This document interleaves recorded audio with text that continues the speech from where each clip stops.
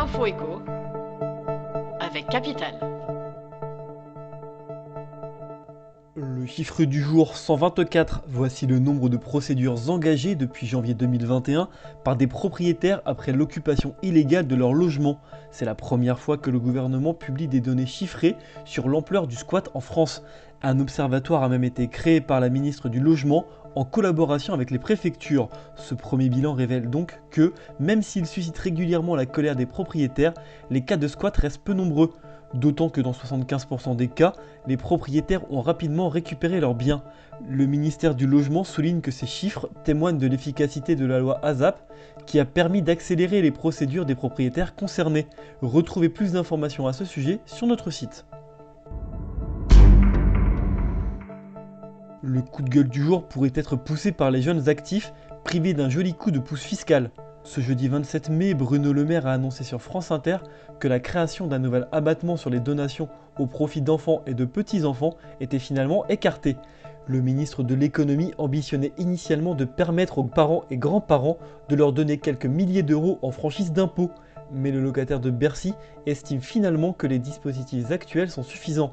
Tous les 15 ans, chaque parent peut donner jusqu'à 100 000 euros à son enfant sans droits à payer. Ce montant est fixé à 31 865 euros pour les libéralités faites aux petits-enfants, auxquels s'ajoute un abattement de 31 865 euros pour les dons de sommes d'argent.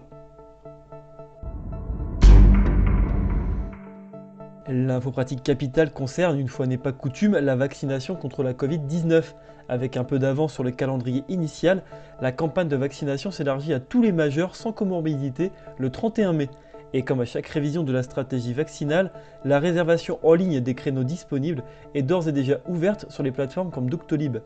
Pour rappel, les moins de 55 ans ne peuvent se faire vacciner qu'avec un produit à ARN messager, donc soit celui de Pfizer, soit celui de Moderna.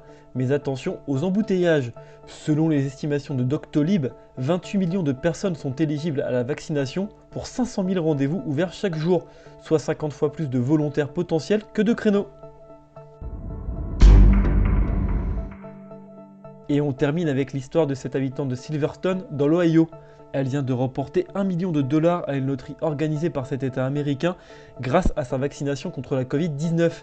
Le gouverneur de l'Ohio a annoncé le lancement de cette loterie pour motiver ses concitoyens à se faire vacciner. Un adolescent a ainsi remporté le lot destiné aux jeunes de 12 à 17 ans vaccinés et se verra payer l'intégralité de ses frais universitaires dans l'une des universités d'État de l'Ohio. Deux nouveaux gagnants seront tirés au sort ces 4 prochaines semaines. A noter que d'autres États américains, comme le Maryland, l'Oregon, le Delaware ou encore le Colorado, vont également organiser de lucratives loteries pour récompenser les personnes vaccinées contre le virus.